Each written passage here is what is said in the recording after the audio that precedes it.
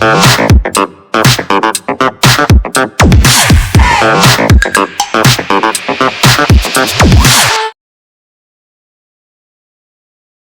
मैं मेहुल खरे आप सबका स्वागत करता हूं दोबारा टॉप अप ऑफ में। Extraordinary win by India, 295 run से डोमिनेटिंग विन करी। सीरीज के पहले ऐसा आंका जा रहा था कि इंडिया फाइट नहीं कर पाएगी ऑस्ट्रेलिया के खिलाफ। ऑस्ट्रेलियन के एक्सपर्ट्स ने कह दिया था कि 4-0 या 5-0 इंडिया हारेगी, मगर इंडिया ने कमाल की डोमिनेटिंग विन करी पर्थ में, ऑप्टा स्टेडियम में। इस स्टेडियम पे 5 ही फर्स्ट क्लास मैच हुए हैं और ये पहली बार हुआ है कि ऑस्ट्रेलिया हारी है कोई मैच।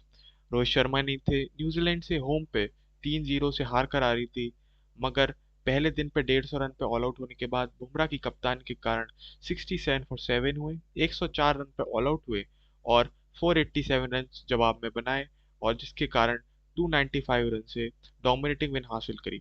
यशस्वी जायसवाल ने 161 रन बनाए, विराट कोहली ने 100 रन बनाए और बुमराह ने कमाल की बॉलिंग करी और 8 आउट करी।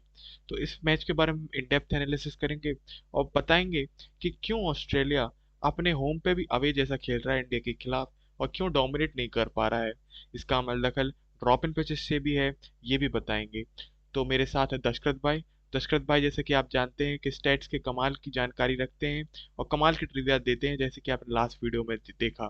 दूसरी तरफ है अर्पित भाई। अर्पित भाई इन डेप्थ नॉलेज रखते हैं गेम के बारे में और काफी स्ट्रॉन्ग ओपिनियन है इनके बारे में।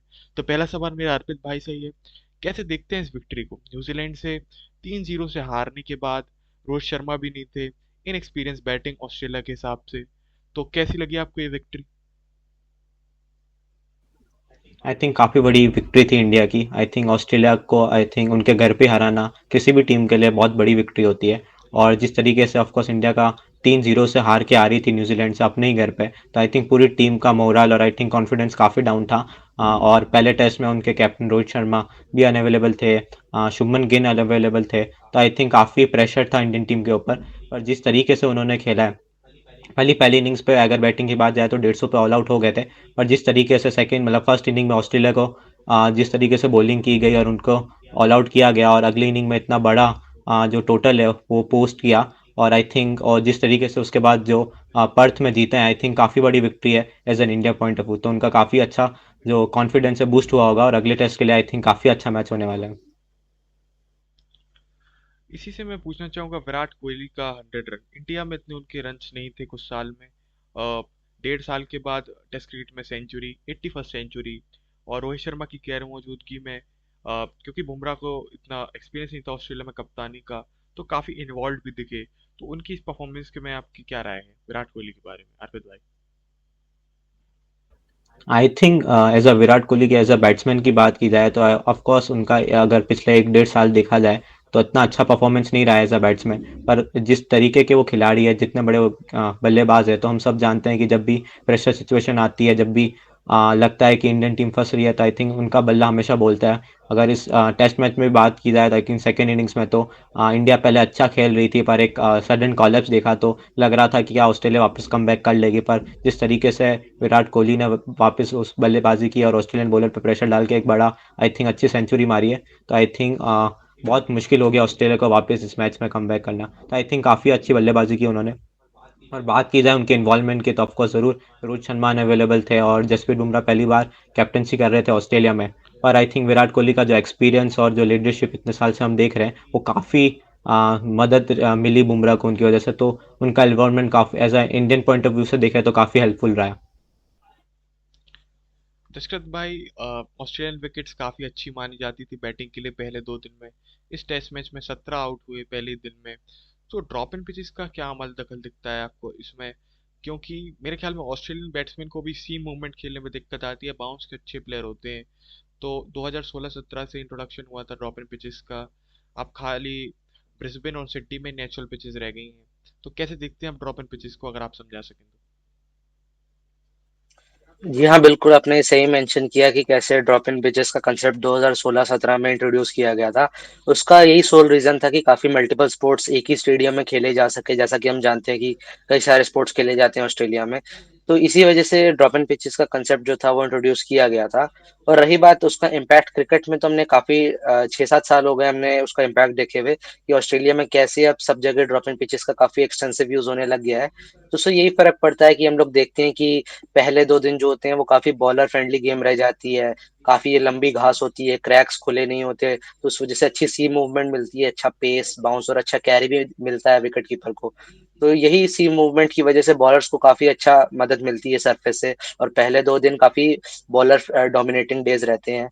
लेकिन ऐसा नहीं है कि तीसरे दिन से हम लोग जब देखते हैं कि जब धूप आ जाती है तो क्रैक जैसे जैसे खुलने लगते हैं, रोल होने की वजह से घास दब जाती है, तो उस वजह से हम देखते हैं कि धीरे धीरे बैट्समैन का गेम सामने आता है और वो बैटिंग डोमिनेटिंग विकेट्स भी बन जाते हैं। जैसा कि हमने इस मैच में देखा, इंडिया ने थर्ड इनिंग्स में 487 का टोटल पोस्ट करा। तो यही दिक्कत रहती है कि स्टार्टिंग में वो बॉलर फ्रेंडली विकेट्स रहते हैं, जिस वजह से हमने देखा कि ऑस्ट्रेलियन बैट्समैन के भी 7 आउट हो गए थे डे 1 पे ही। और जब आपके सामने एक वर्ल्ड क्लास अटैक हो इंडिया में, जसप्रीत बुमराह जैसा एक वर्ल्ड क्लास बॉलर ओपन कर रहा हो अपनी बॉलिंग में, अपने लीडर होके अपने पैक के साथ, तो यही यही देखने को मिलता है ड्रॉप इन पिचेस के इंट्रोडक्शन के बाद। तो अर्पित भाई, हमें ऐसा देखने को मिला है कि पिछले 10 साल में बीजीटी इंडिया ही जीत रही है। और अच्छी फाइट जरूर, अच्छे मैचेस देखने मिले हैं, क्लोज मैचेस। मगर बॉर्डर गावस्कर ट्रॉफी ऑस्ट्रेलिया जीत नहीं पा रही, होम एंड अवे दोनों मिलाकर। तो इसको कैसे देखते हैं, क्योंकि कमाल की राइवलरी है।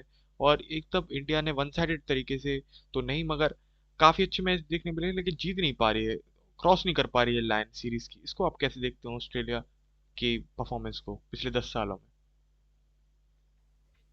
तो मेहुल भाई, जैसा आपने बात किया, तो अगर बात की जाए पिछले 10 सालों की, तो ज़रूर इंडिया ने ही मैच बीजीटी जीती है। I think last Australia BGT 2014 में जीती थी उनके घर पे, जो 2-0 से वो सीरीज़ जीती थी। उसके बाद जो भी लास्ट 4 बीजीटी हुई है, इंडिया ही जीती है वो 2-1 से।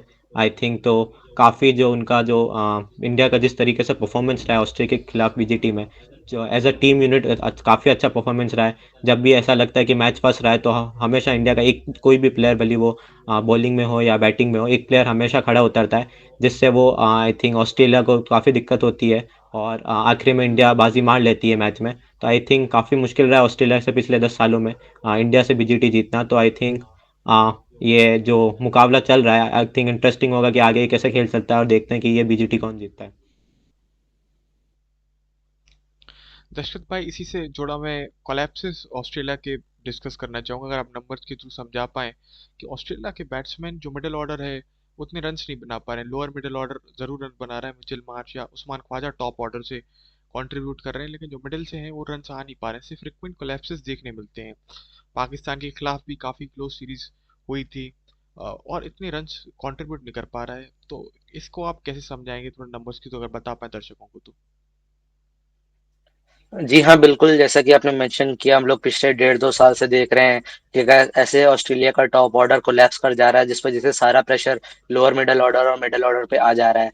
तो इसका यही वजह है कि जो हमारे ऑस्ट्रेलिया के जो टॉप टेस्ट बैट्समैन है, मार्नस लाबुशेन और स्टीव स्मिथ, उसमें स्टीव स्मिथ जो काफी अच्छे बैट्समैन हैं अभी भी, और जिन्होंने 63 की औसत से पिछले 2 साल के पहले तक रन बनाए थे, उनका काफी औसत गिरा है और अब मात्र 56 का रह गया है।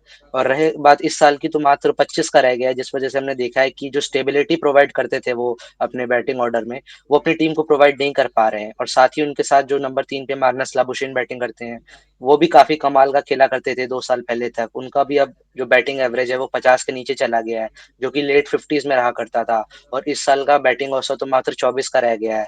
तो ये काफी बड़ा कारण है जिस वजह से ऑस्ट्रेलिया का जो मिडल ऑर्डर है वो कोलैप्स कर जा रहा है, और सारी रिस्पॉन्सिबिलिटी नीचे लोअर ऑर्डर में ट्रेविस हेड और मिचेल मार्श के पास आ जा रही है।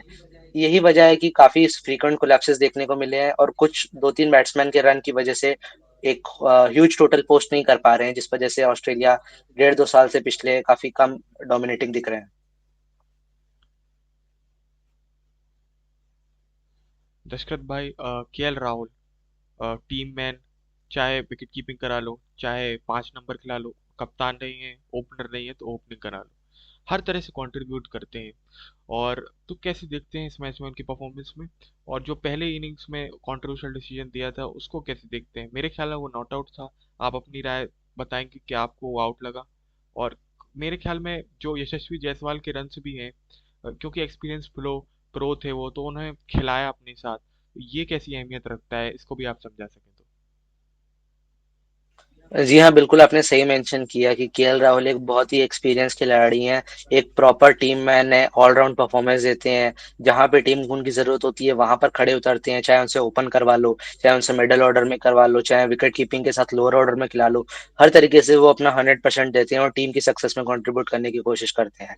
और इस मैच में भी काफ़ी डिसअपॉइंटिंग न्यूज़ीलैंड सीरीज़ रही थी उनके लिए, तो काफ़ी प्रेशर में आ रहे थे और इस बार एक नया बैटिंग ओपनिंग का पोज़ीशन उनको दिया गया था रोहित शर्मा के एब्सेंस में। तो काफ़ी अच्छे दिखे हमें फर्स्ट इनिंग्स में भी। ज़रूर इंडिया 150 के एक छोटे स्कोर पे ऑल आउट हुई थी, लेकिन उन्होंने जो 26 रन बनाए थे, काफ़ी एलिगेंट, काम और कंपोज़ दिखे थे उस इनिंग्स में। कुछ बहुत अच्छे शॉट्स खेले थे, ऑन द लाइन खेल रहे थे, एकदम अपने आँखों के पास बैट को बॉल से मीट करवा रहे थे और काफ़ी कंपोज़ दिख रहे थे, बाहर की बॉल को नहीं छेड़ रहे थे ज़्यादा।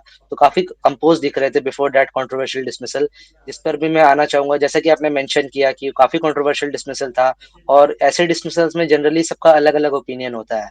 मेरा ये मानना है कि जो अंपायर थे उन्होंने थोड़ी जल्दीबाज़ी दिखाई और जैसे कि ऑस्ट्रेलिया में 3D टेक्नोलॉजीज़ और जितने भी मॉडिफिकेशंस हैं उनके पास टेक्नोलॉजी में, उनका अगर थोड़ा सही से यूज़ करा जा सकता था, अगर अंपायर थोड़ा टाइम लेके हॉटस्पॉट और साइड एंगल से थोड़ा और मैग्नीफाई करके, थोड़ा और टाइम लेके देखते तो ज़रूर एक अच्छे डिसीजन पे पहुँचते, एक थोड़ा और सैटिस्फैक्टरी रिजल्ट तक पहुँच पाते हैं अंपायर। तो मैं ज़रूर मेरे को भी मेरा यही मानना है कि वो नॉट आउट थे केएल राहुल, लेकिन जैसा कि मैंने बोला कंट्रोवर्शियल डिसमिसल्स में सबके अलग-अलग ओपिनियंस रहते हैं। अर्पित भाई यशस्वी जायसवाल 161 रन बनाए, पहला ही मैच था ऑस्ट्रेलिया में, तो उनकी परफॉर्मेंस कैसे देखते हैं? क्योंकि न्यू बॉल खेलना बहुत इंपॉर्टेंट होता है टेस्ट क्रिकेट में, वो सरवाइव करना। दूसरी तरफ मैक्सवीनी, वो भी डेब्यू कर रहे थे, उनकी परफॉर्मेंस कैसे देखते हैं? और क्या ऑस्ट्रेलिया को चेंज करना चाहिए, मैक्सवीनी की जगह किसी एक्सपीरियंस प्रो को लाना चाहिए? मार्कस हैरिस हो गए चाहे कैमरन पेनक्राफ्ट, तो कैसे आप देखते हैं दोनों की परफॉर्मेंस को? तो मेहुल भाई, बात की जाए अगर यशस्वी जायसवाल से, तो ऑफ कोर्स उनका पहले ही मैच था ये ऑस्ट्रेलिया में, और ऑफ कोर्स इतना आसान नहीं होता है कि आप पहले इनिंग में अच्छा स्कोर करें। और ऑफ कोर्स पहले इनिंग की बात की जाए तो वो जीरो पे आउट हो गए थे, पर दूसरी इनिंग में जिस तरीके से उन्होंने पेशेंस दिखाया, जिस तरीके से उन्होंने बॉल लीप की, और ऑफ कोर्स कुछ शॉट्स, काफ़ी अच्छे शॉट्स भी मारे, वो काफ़ी अच्छी बात थी। और जिस तरीके का उनका कॉन्फिडेंस था वो भी बिल्डअप हुआ। तो आई थिंक काफ़ी अच्छी इनिंग थी यशस्वी जायसवाल की। ऑफ कोर्स आसान नहीं था, पर्थ में ऑफ कोर्स इतना आसान नहीं होता, और ऑफ कोर्स इतनी अच्छी बॉलिंग लाइनअप है ऑस्ट्रेलिया की, मिचेल स्टार्क, जोस हेजलवुड, और ऑफ कोर्स उनके कप्तान पैट कमिंस। तो बहुत अच्छा स्टार्ट दिया उन्होंने इंडियन टीम को सेकेंड इनिंग्स में, जिसकी वजह से ऑफ कोर्स ऑस्ट्रेलिया बैकफुट पे आ गई, और आई थिंक वही नतीजा रहा कि ऑस्ट्रेलिया को ये मैच नहीं जीत पाई। और बात की जाए आई थिंक अगर मैक्स विनी की, कि उनका कैसा परफॉर्मेंस रहा है, तो ऑफकोर्स इतना अच्छा उन्होंने कुछ कर नहीं पाए इस मैच में। पर ऑफकोर्स इतना आसान नहीं है, क्योंकि बीजीटी सीरीज़ और आपकी डेब्यू सीरीज़ है ये, और वर्ल्ड के बेस्ट बॉलिंग लाइनअप के अगेंस्ट आप खेल रहे हो, जिसमें आप पहला ओवर वर्ल्ड के बेस्ट बॉलर जसप्रीत बुमराह के अगेंस्ट खेल रहे हो। तो इतनी आसानी नहीं बनने वाली। ज़रूर इस मैच ये मैच डिसअपॉइंटिंग रहा, पर आई थिंक देखना होगा कि अगले जो कुछ मैचेस है उनमें कैसा वो परफॉर्म करते हैं। और ऑस्ट्रेलिया मानी जाती है कि अपने वो जिन जिन प्लेयर को खिलाते हैं उनको बैक करती है, तो ऑफकोर्स कुछ अगले मैचों में भी आपको आई थिंक मैक्सवेनी खेलते हुए दिखाई देंगे। दशरथ भाई, नीतीश कुमार रेड्डी को मौका मिला इस मैच में। पहली इनिंग्स में उन्होंने काफ़ी अच्छी बैटिंग करी मेरे ख्याल में, और सेकंड इनिंग्स में उन्होंने एक आउट भी किया। और इससे पहले इंडियन फास्ट बॉलिंग ऑलराउंडर के लिए इतने नहीं आते थे। हार्दिक पांड्या आए थे, उन्होंने काफ़ी अच्छे कंट्रीब्यूट किया जिन तब तक इंजरी नहीं हुई थी। उसके बाद शार्दुल ठाकुर आए, उन्होंने भी कंट्रीब्यूट किया। तो पहला मैच है प्रॉमिसिंग स्टार्ट, कैसे देखते हैं हम नीतीश कुमार रेड्डी को? फास्ट राइड किया गया। जी हाँ, ज़रूर जैसा कि आपने कहा कि नीतीश कुमार रेड्डी का इंक्लूजन काफ़ी अच्छा था इंडियन टीम के लिए, अगर इस मैच के पॉइंट ऑफ व्यू से बात करें। ज़रूर इंडियन टीम काफ़ी लंबे समय से इंडियन फास्ट बॉलिंग ऑलराउंडर की खोज में थी। जब भी इंडिया सेना कंडीशंस में, स्पेशली ऑस्ट्रेलियाई कंडीशन में जब भी इंडिया जाती है, तो ज़रूर एक फास्ट बॉलिंग ऑलराउंडर एक काफ़ी अच्छा एसेट साबित होता है किसी भी टेस्ट टीम के लिए। और वैसा ही हम लोगों ने पिछले कुछ सालों में देखा भी, जब हार्दिक पांड्या से हमने स्टार्ट किया था, उसके बाद हमें काफ़ी लंबे समय तक शार्दुल ठाकुर का साथ मिला टीम इंडिया में, जिन्होंने बहुत अच्छा प्रदर्शन किया। अब उस उनका अनअवेलेबिलिटी सीरीज़ में हमें नीतीश कुमार रेड्डी से हमें देखने को मिला, उनका काफ़ी प्रॉमिसिंग टैलेंट दिखा। हमें फर्स्ट इनिंग्स में भी काफी क्विक फायर और काफी डोमिनेटिंग 40 बनाया उन्होंने। काफी एग्रेसिव इंटेंट के साथ अच्छा अप्रोच था उनका बैटिंग में, और बिना डरे कुछ अच्छे शॉट्स मारे जिस वजह से इंडिया को वो 150 तक पहुंचा पाए। और सेकंड इनिंग्स में भी जब वो बैटिंग करने आए तो विराट कोहली अपने सेंचुरी के पास थे, और इंडिया को डिक्लेयर करने के लिए वजह से काफी क्विक फायर इनिंग्स चाहिए थी, जिसमें भी उनका बहुत अच्छा सपोर्ट दिया उन्होंने विराट कोहली का। एक क्विक फायर 38 बनाया जिसमें उनके बहुत अच्छे शॉट्स दिखे, काफी एग्रेसिव इंटेंट था और क्लीन स्ट्राइकिंग देखने को मिली। और जरूर उनको बॉलिंग में भी एक मिचेल मार्श का चौपन वाला विकेट मिला। काफी अच्छी लाइन और लेंथ पे बॉलिंग कर रहे थे और अच्छी पेस के साथ भी बॉलिंग कर रहे थे। तो काफी इंटरेस्टिंग होगा कि वो इस सीरीज में आगे कैसा परफॉर्म करते हैं। होपफुली इंडिया उनके साथ बरकरार रहेगी और उनका अच्छा परफॉर्मेंस देखने को मिलेगा। इसी पे मैं वॉशिंगटन सुंदर के बारे में भी आपसे पूछना चाहूँगा। अ, आपने जडेजा को उनके ऊपर रखा था। कैसा लगता है उनका? बैटिंग से इतना कंट्रीब्यूट नहीं कर पाए, लेकिन सेकेंड इनिंग में उन्होंने नीचे से आउट करे, तो उनका इंक्लूजन कैसे दिखते हैं? गौतम गंभीर को शायद उन पे बिलीफ है ज़्यादा। तो आगे मैचेस में क्या लगता है आपको, जडेजा के ऊपर खेलेंगे लगातार? जी, जैसा कि आपने वॉशिंगटन सुंदर की बात करें तो वॉशिंगटन सुंदर एक बहुत ही प्रॉमिसिंग सीरीज के बाद लौट रहे थे। जरूर इंडिया एज अ टीम के पर्सपेक्टिव से एक काफी बुरी सीरीज थी या सीरीज टू फॉरगेट थी, लेकिन जिसमें से काफी बड़ा पॉजिटिव में वॉशिंगटन सुंदर की बॉलिंग दिखा। और जैसे कि हम जानते हैं उनके फर्स्ट क्लास रिकॉर्ड से वो काफी अच्छे बैट्समैन है, ओपन करते हैं अपनी स्टेट टीम के लिए। तो काफी अच्छे ऑलराउंड ऑप्शन है, और उनको इतनी अच्छी सीरीज के बाद, इतनी अच्छी पर्सनल अचीवमेंट्स के बाद ड्रॉप करना किसी भी टीम के लिए मुश्किल रहता है। और जैसा कि हम गौतम गंभीर को जानते भी हैं, वो अपने टीम प्लेयर को बैक करते हैं, उनको ग्रूम करते हैं और उनको कॉन्फिडेंस दिखाते हैं ताकि वो ऐसे परफॉर्म करते रहे। तो यही देखने को मिला भी हमें फर्स्ट टेस्ट में कि वॉशिंगटन सुंदर अनुभवी रविंद्र जडेजा के ऊपर देखने को मिले। जरूर मैंने जडेजा को अपनी फर्स्ट टेस्ट की 11 में रखा था। उसका यही रीजन था कि वो अपने अपने साथ एक्सपीरियंस लाते हैं, काफी लंबे समय से इंडियन टीम के लिए खेल रहे हैं, बहुत अच्छा बॉलिंग रिकॉर्ड है उनका बॉर्डर गवस्कर ट्रॉफी में, और आजकल काफी अच्छी बैटिंग भी कर रहे हैं पिछले 4-5 साल के रिकॉर्ड की बात करें। लेकिन जैसा कि मैंने बोला, वॉशिंगटन सुंदर के अच्छे प्रदर्शन के चलते और अच्छी स्ट्राइकिंग एबिलिटी, अच्छी बैटिंग के चलते, जो हमने last time border Gavaskar trophy गैबा में भी उनकी इनिंग्स देखी थी, तो उसी के चलते वॉशिंगटन सुंदर को फर्स्ट टेस्ट में मौका मिला। उन्होंने अच्छा 29 रन की बैटिंग से कंट्रीब्यूशन दिया था, कुछ अच्छे शॉट्स मारे थे, एक बहुत ही अच्छा लॉफ्टेड शॉट मारा था उन्होंने कवर्स के ऊपर से जो सिक्स के लिए गया था। तो जरूर एक छोटे रन मारे उन्होंने, लेकिन काफी अच्छे दिखे अपने बैटिंग पीरियड में। और जरूर उनको सेकंड इनिंग्स में कुछ विकेट भी मिले जिससे उनका कॉन्फिडेंस बूस्ट हुआ होगा। रही बात उनकी प्लेइंग 11 में जगह की, तो जरूर मैं उनको पिंक बॉल टेस्ट में भी आगे एक मौका और देना चाहूंगा, क्योंकि उन्होंने अच्छा प्रदर्शन किया है पहले भी इंडिया टीम के लिए। अर्पित भाई, हर्षित राणा के इंक्लूजन पे हम लोग सभी सरप्राइज थे। मेरे ख्याल में आकाशदीप को मौका दे सकते थे। उन्होंने कंटिन्यूसली बॉलिंग करी थी न्यूजीलैंड के खिलाफ भी, और एक रेगुलर चांसेस में बॉलिंग मिल रही थी उन्हें। पहले भी टेस्ट क्रिकेट के लिए डेब्यू कर चुके थे। लेकिन हर्षित राणा के इंक्लूजन पे आपके क्या विचार है? मेरे ख्याल में अच्छी बॉलिंग करी उन्होंने, हैवी बॉल डाली, हाइट का उपयोग किया। आप कैसे देखते हैं उनके इंक्लूजन में, और क्या वो उनसे भी कंटिन्यू करेगी इंडिया उनके साथ भी? हाँ, मेहुल भाई, जैसा कि हमने बोला कि जब इंडियन टीम की प्लेइंग 11 अनाउंस हुई थी तो हर्षित राणा का जो नाम आया था तो आई थिंक सबके लिए सरप्राइज था, क्योंकि आकाशदीप पिछले कुछ सीरीज में जिस तरीके की बॉलिंग कर रहे थे और जिस तरीके के विकेट ले रहे थे, तो आई थिंक सबको लगा था कि इंडियन टीम आकाशदीप के साथ ही जाएगी पहले टेस्ट मैच में। और टीम मैनेजमेंट ने कुछ देखा होगा हर्षित राणा के अंदर, इसलिए उन्हें खिलाया गया। और जिस तरीके से उन्होंने बॉलिंग भी की, स्पेशली फर्स्ट इनिंग में जो उनका जो डेब्यू विकेट था ट्रेविस हेड का, आई थिंक काफ़ी बड़ा विकेट था एज एन इंडियन टीम के पॉइंट ऑफ व्यू से देखा है, क्योंकि ट्रेविस हेड एक ऐसे बल्लेबाज है कि अगर वो थोड़ी देर तक और टिक जाते तो काफ़ी मुश्किल होता। और आई थिंक ऐसे बल्लेबाज भी है कि इंडियन टीम से वो मैच छीन के लेके जा सकते थे। बट उनका जो विकेट आई थिंक काफ़ी बड़ा था, और उसके बाद जो इंडियन टीम ने विकेट लेके ऑस्ट्रेलियन टीम पे प्रेशर डाला, आई थिंक बहुत बड़ा रिजल्ट था वो गेम में। और बात की जाए क्या उन्हें अगले टेस्ट मैच में खिलाना चाहिए, तो ऑफकोर्स जिस तरीके का उनका परफॉर्मेंस रहा इस टेस्ट मैच में, तो आई थिंक अगले मैच में भी उनको मैं देखूंगा खेलते हुए। इसी से मैं पूछना चाहूँगा जसप्रीत बुमराह पे। जसप्रीत बुमराह एक्स्ट्रॉर्डनरी बॉलर हैं। अ, मतलब one of the greatest of all times में आते हैं, आ चुके होंगे ऑलरेडी। हारी सारी आर्सेनल है उनके पास।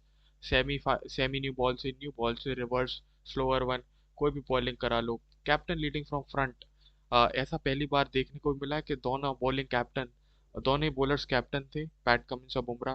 तो दशरथ भाई, बुमराह के बारे में जितनी तारीफ कर लो उतनी कम है। तो उनकी परफॉर्मेंस 8 आउट करे, और मतलब फर्स्ट इनिंग्स में ही उन्होंने मैच की टोन सेट कर दी थी 5 आउट करके। तो कैसे देखते हैं इस मैच में उनकी परफॉर्मेंस? जी हाँ, जैसा कि हम सब लोग जानते हैं कि जसप्रीत बुमराह एक वर्ल्ड क्लास बॉलर हैं और ऐसे इनएक्सपीरियंस बॉलिंग लाइनअप को लीड करने से के लिए काफ़ी बड़ी रिस्पॉन्सिबिलिटी थी उनके ऊपर। और जब इंडियन टीम फर्स्ट इनिंग्स में 150 पे आउट हो गई थी, तो ज़रूरत थी ऐसे अटैक करने की बॉलर्स को, ताकि वो हम ऑस्ट्रेलिया को एक क्लोज टोटल पे रोक सकें, ताकि बहुत ज़्यादा लीड ना मिले ऑस्ट्रेलिया को। और वैसे ही हमने देखा जसप्रीत बुमराह ने डे 1 में ही टोन सेट कर दी थी। एक बहुत ही अच्छी उन्होंने बॉलिंग का मुज़ाहिरा किया था। हमने देखा कि उन्होंने कैसे उस्मान ख्वाजा और स्टीव स्मिथ को लगातार 2 बॉलों में आउट किया। एकदम captain leading from the front अपने पैक में लीड करते हुए अपने बॉलर्स को बहुत ही अच्छी कैप्टेंसी स्किल्स भी दिखाई। अच्छे तरीके से मोहम्मद सिराज और हर्षित राणा को रोटेट भी किया। बहुत ही इफेक्टिवली यूज़ किया अपने आप को भी कि बीच-बीच में आके एक बहुत अच्छे स्पेल्स डाले और 67 पे 7 पे रोक दिया था पहले ही दिन में। काफ़ी अच्छा देखने को मिलता है जभी भी 2 कैप्टन ऐसे बॉलर्स देखने को मिले, स्पेशली टेस्ट मैचेस में।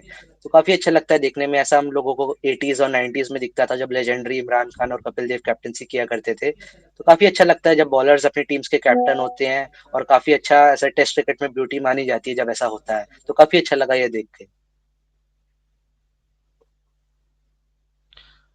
अर्पित भाई, इसी पे मैं आपसे सवाल पूछना चाहूँगा कि कैसे देखते हैं पैट कमिंस की कप्तानी दूसरी तरफ, और उनकी लूज बॉलिंग? मेरे ख्याल में वो उतना प्रेशर नहीं बना पाए, 10 आउट भी नहीं कर पाए सेकेंड इनिंग्स में एज अ बॉलिंग ग्रुप।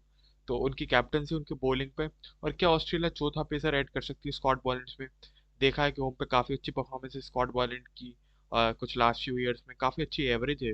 तो कैसे देखते हैं स्कॉट बॉलेंड के इंक्लूजन पे और पैट कमिंस की बॉलिंग पे? आई थिंक बात की जाए पैट कमिंस की बॉलिंग पे, तो ऑफ कोर्स आई थिंक उनका ये मैच इतना अच्छा नहीं रहा बॉलिंग पॉइंट ऑफ व्यू की बात की जाए। तो हम जैसे मानते हैं Pat Cummins as a bowler काफ़ी अच्छे बॉलर है, ऑस्ट्रेलिया के लिए काफ़ी कंसिस्टेंट रहे हैं विकेट लेने में, भली घर की बात करें अभी, पर आई थिंक ये मैच उनके लिए इतना अच्छा नहीं रहा। आई थिंक जब इंडिया जब फर्स्ट इनिंग में 150 पे ऑल आउट भी हुई थी, जब जो हेजलवुड एक एंड पकड़ के बॉलिंग डाल रहे थे, प्रेशर बना रहे थे, उसी तरफ से दूसरी ओर से पैट कमिंस ने कुछ लूज बॉलें डाली, जिसका इंडियन बैट्समैन ने काफ़ी फ़ायदा उठाया। आई थिंक पैट कमिंस की तरफ से भी और अच्छी बॉलिंग होती तो आपको अब ऐसा हो सकता था कि इंडियन टीम 150 भी नहीं बना पाती। पर हम मानते हैं कि पैट कमिंस ऑस्ट्रेलिया के लिए काफ़ी बड़े गेंदबाज है, और आई थिंक अगले कुछ टेस्ट मैचेस में I think Indian batting order के लिए काफ़ी बड़ा खतरा बन सकता है। और बात की जाए अगर स्कॉट बॉलैंड की, तो ऑफ कोर्स आई थिंक ऐसी खबर सुनने में आ रही है कि जोश हेजलवुड थोड़े इंजर्ड है, उनको कुछ इंजरी हो गई है आई थिंक, और सेकंड टेस्ट मैच वो नहीं खेल पाएंगे। तो आई थिंक स्कॉट बॉलिंग हमें ज़रूर खेलते हुए दिखेंगे पिंक बॉल टेस्ट, क्योंकि उन्हीं की तरह गेंदबाज है, हार्ड डेक बॉलर है। उनका एक टप्पा पकड़ के बॉल डालते हैं, और उनके पास काबिलियत है कि बल्लेबाजों को गेंद बाहर भी लेके जा सकते हैं और अंदर भी लेके आ सकते हैं। तो काफ़ी इंटरेस्टिंग होगा कि इंडियन बैट्समैन उनको कैसे टैकल करते हैं। तो काफ़ी मज़ा आने वाला है अगले टेस्ट मैच में, तो देखते हैं कि क्या होता है। तो इतना ही था हमारा पर्थ टेस्ट मैच का रिव्यू। अब जल्दी से हम ट्रिविया ले लेते हैं, ट्रिविया का आंसर जो दशरथ भाई ने लास्ट वीडियो में आपको ट्रिविया दिया था उसका आंसर ले लेते हैं। उसके बाद आपसे इजाज़त लेंगे। तो दशरथ भाई, अगर आप उसका आंसर दे दें तो। जी हाँ, जैसे कि लास्ट वीडियो में जो मैंने ट्रिविया दिया था उसका answer God of cricket Sachin Tendulkar है, जिन्होंने कारनामा 1991-1992 की इंडिया ऑस्ट्रेलिया टेस्ट सीरीज जो कि ऑस्ट्रेलिया में हुई थी, उसमें कारनामा करके दिखाया था जब उन्होंने वैका पर्थ और एससीजी सिडनी क्रिकेट ग्राउंड में 2 सेंचुरीज मारी थी और ऐसा करने वाले वो पहले एशियाई बैट्समैन बने थे। तो टोन सेट कर दिया इंडिया ने डोमिनेटिंग विन के साथ ऑस्ट्रेलिया के खिलाफ ये सीरीज में। ऑस्ट्रेलिया के पास काफ़ी सवालों के जवाब ढूंढने होंगे। तो देखते रहिए टॉप अप ऑफ। आपको काफ़ी मज़ा आने वाला है सीरीज में। ऑस्ट्रेलिया फाइट बैक के लिए जानी जाती है। आप लाइक करिए, सब्सक्राइब करिए, और कमेंट सेक्शन में आप बता सकते हैं कोई भी इम्प्रूवमेंट का स्कोप हो। इतना ही था। Thank you.